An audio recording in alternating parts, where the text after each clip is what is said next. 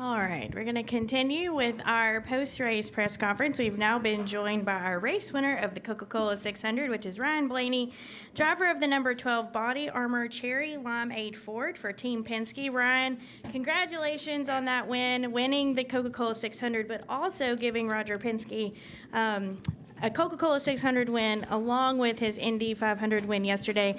Tell us a little bit about today. We had to wait a little bit to actually get this race going, but tell us a little bit about today and just really what it means to bring home that Coca-Cola 600 victory for your team. Yeah, obviously a big weekend, for Team Penske, and watching the Indy 500 yesterday, how that played out, and watching Joseph win his first one, and watching Mr. Penske win number 19, that's, really cool to see. And, especially when that stuff happens, you're like, well, all right, the pressure's on for us to try to sweep, the weekend, especially in two really big races. So that was the goal. And fortunately, we executed well enough to get it done. And I'm really looking forward to talking to Roger here after I get done back to the bus, because, I haven't congratulated him enough, and I'm looking forward to hearing his voice. So big weekend, and obviously winning the 600 is massive. I grew up coming here watching my dad race for a long time as a kid, and it was just what we did, every summer, and really cool. And it was cool for my parents to be here as well. So that was a special moment and fun night, that's for sure. It's Monday races seem to go really well for me. I don't know what it is, but definitely a fun night. All right, we're now going to continue for questions. If you have a question, there are several. We will work to get a microphone to you. We'll start with Jordan. We'll go to Lee.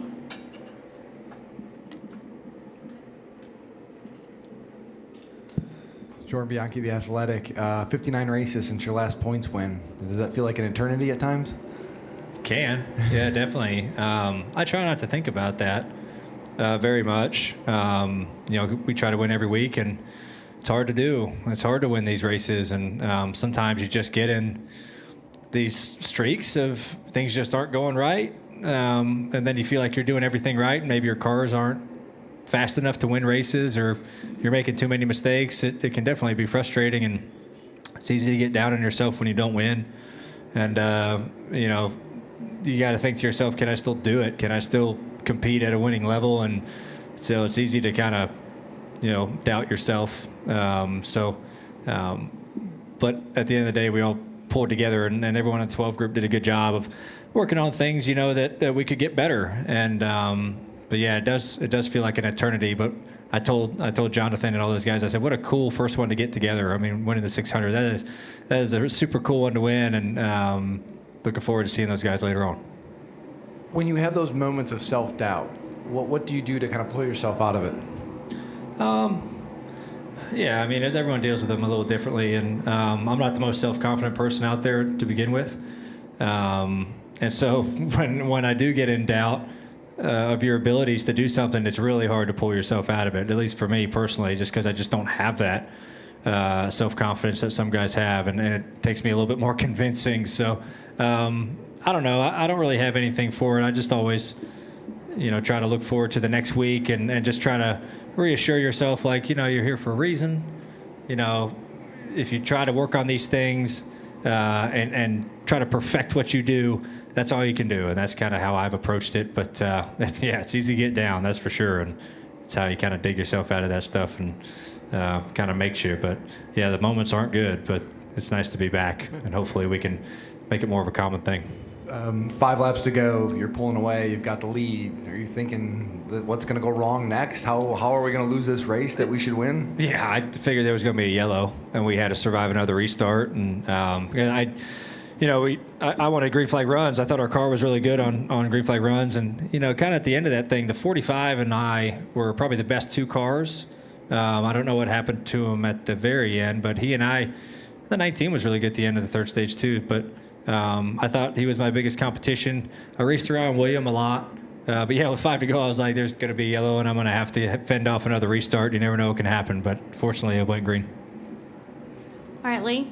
Lee Spencer, catchfence.com. Reddick hit the wall. That's kind of what happened. When's the last time you had a car that was that hooked up? Yeah, I mean, it's we did a great job tonight. I mean, from the drop of the green flag, we were really fast, and we also did a great job of adjusting to the racetrack as it got darker, as the track temp cooled off. We did a good job of adjusting. I wasn't very good in the third stage where we won it. The 19 to the 45 were all over me, and we did a good job of kind of getting over the hurdle of, okay, we need to be, way tightened up to be, competitive again, and we did that. So, yeah, I mean, this year, I feel like our mile-and-a-half programs, we haven't been that competitive, and I think it's kind of well known, but we did a good job tonight of bringing a really fast car and keeping it up front and adjusting on it. So, Have you worked at all on your restarts? my restarts, can only work on them on the race weekend, so I don't know. Yeah, I mean, you try to perfect all that stuff and try to not make mistakes, but yeah, I feel like I've always been a decent restarter, and we got some good ones tonight. All right, we're going to go to Bob here in the middle.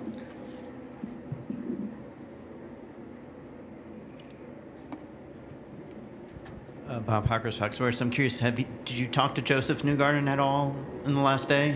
No, I texted him. I bet he's got 8,000 text messages, but I texted him after the race on Sunday and saying congratulations and all that stuff, and texted with Roger and Walt and Bud Danker and Tim Cindric, but no, I haven't had a chance to call. I don't even think he's texted me back. Joseph, he might have texted me back after I won too, but I haven't spoken to Joseph yet.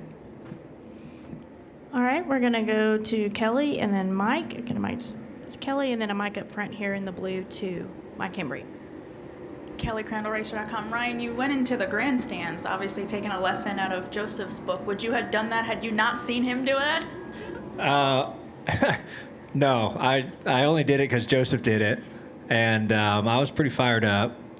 I don't get that excited very often, but I was super pumped, and I loved how Joseph did it yesterday, and I was shocked. I wasn't shocked, but really pleased when I turned around and did the little victory lap thing of how many people were still in the stands. It was packed, and I couldn't believe it. And appreciate everyone sticking around, but I saw how excited they were, and you know what? I'm going to go in the stands like Joseph did and have some human contact after 5 hours of not having it. So that was a lot of fun. I mean, the excitement level of the fans makes us feel good as competitors. And it was really cool to do that. And I think some of it was because Joseph did it. Some of it was showing my appreciation. But, yeah. Going up there and doing that was something that's unfamiliar to you. Can you just talk more about what that experience was like? Can you hear what they were saying? I don't know if you still had your helmet on or anything. So just what that whole experience was like when you haven't done that before.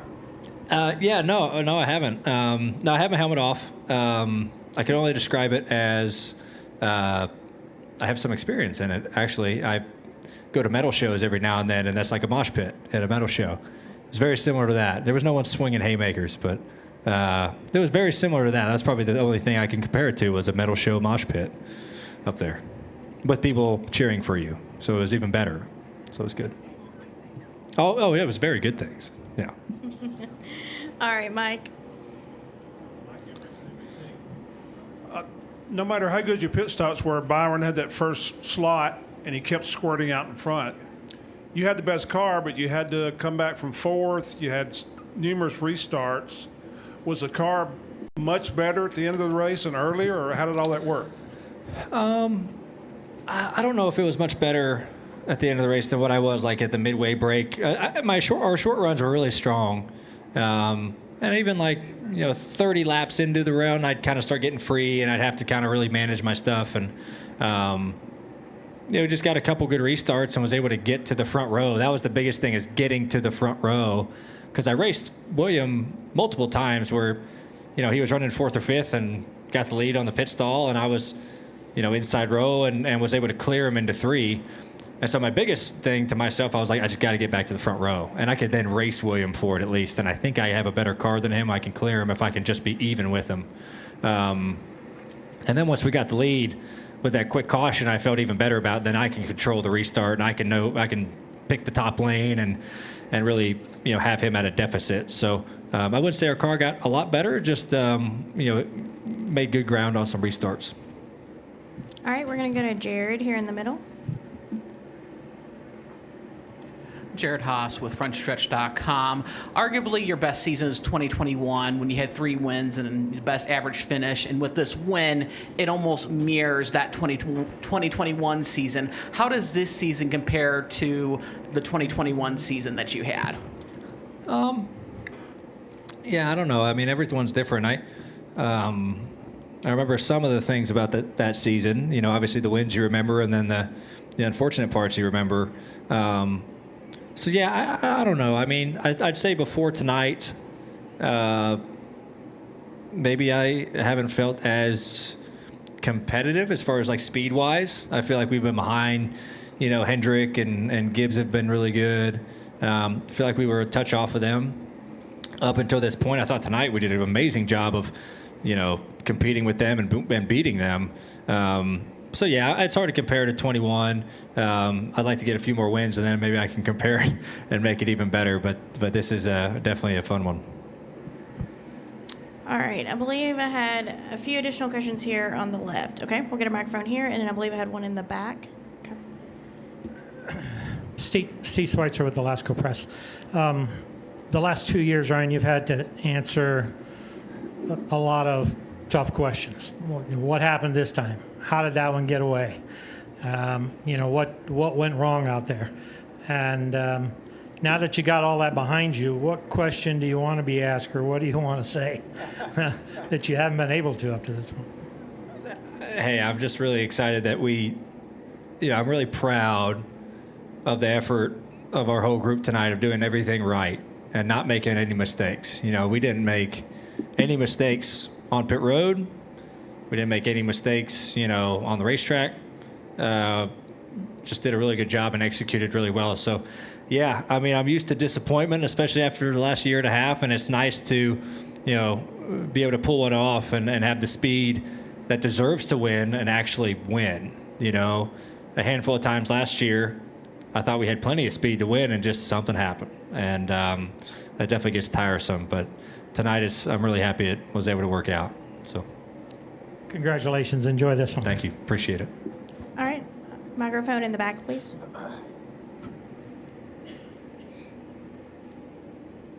Evan Ludwig, Sports Radio WFNZ. Ryan, this is the first time you've won a race in the Cup Series when leading over 100 laps. I know you've been close countless times when you've dominated a race, but how good does it feel to finally win one of these races where you dominate the whole entire field? Yeah. It feels like it's how it should be, right? I mean, it's nice to do that. So, yeah, that's a fun fact. I didn't know that. No, it's just nice that things go the way you hope they go, you know? And everything's different, right? I mean, there's plenty of times where drivers have had the fastest car and it just doesn't work out for them. I think that's happened to us. That's happened to every driver in the field. And, you know, sometimes you don't have the fastest car and you win the race, you know, just by circumstances. So that happens to everybody. And but it's nice to, like, run up front all race, lead a bunch of laps, have one of the quickest cars out there, top 2 or 3 cars out there, and then pull it off. Like, that's always super cool. So, yeah, definitely feels good, and mainly proud of the 12 guys for putting together a great piece. It's an honor to get to drive something like that when it's that competitive. All right, we're going to come back over to Jordan for a follow-up. Jordan Bianchi, The Athletic. Veteran drivers, when they win races towards the end of their careers, kind of say, sometimes they celebrate like this might be their last one. And I was wondering if you ever thought about, like, did you celebrate in victory lane for the last time? Did you ever really think that, you know, you weren't going to win a Cup race again? No, I don't think we talked about self-doubt earlier. I don't think it crossed my mind that, like, I don't think you'll ever win again. You know, you just start doubting yourself of, like, am I good enough to compete? Am I good as I was a year ago, right? Like, can I still do this? Am I progressing and getting smarter as a race car driver and still have the same skills I had 2 years ago? No, I don't think I ever thought of, like, I will never win a race again. It's just you kind of, you know, sometimes doubt your abilities when things don't go your way or you make mistakes. You're like, gosh, I'm getting really, you know, kind of messy with the way I'm doing things. So, no, I don't ever think that. I was very excited because I haven't won in a long time. So, and it was a 600. So I was pretty pumped up. That's, there was multiple reasons there, but no, I didn't ever think that we could never win again. So. All right. Any final questions for Ryan? Okay, we'll take one final question in the back.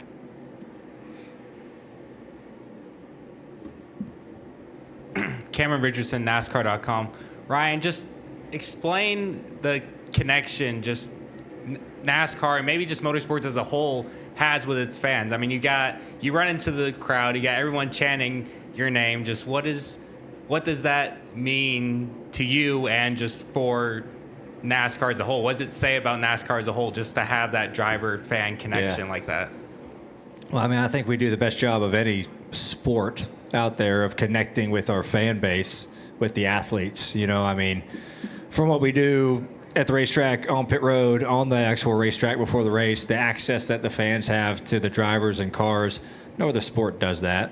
You know, and no one's walking on an NFL field before the game. You know, so it makes it really unique about our sport, and you know, I think that's special. So, and I've been really fortunate in my career to have really great fans, really cool fan base that have always supported me, and so that's been good. I don't get booed very often, so that's always nice to have. So people have been really good to me, but no, I just, you know, I've always wanted to give it back and show my appreciation for people sticking around and for fans to be here.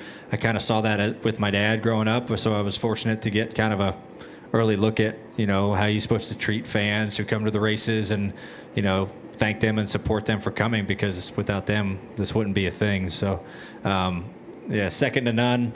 NASCAR does with their fans, and it's cool to have moments like that with them. I hope I get to meet the kid I gave the checkered flag to. I usually end up meeting them at some point, so that was cool. He was fired up, and yeah, that was a special moment. That was really cool to do. I'm gonna have to do that more often if I get fortunate to win, hopefully not in 56 races or something like that. So. All right, Ryan, congratulations again on that win. You now sit 1 point outside the points lead. Oh, that's fantastic. In the NASCAR That's Cup lovely. Series. So congratulations again. Appreciate you spending some time with us. Thank you, guys. Appreciate it.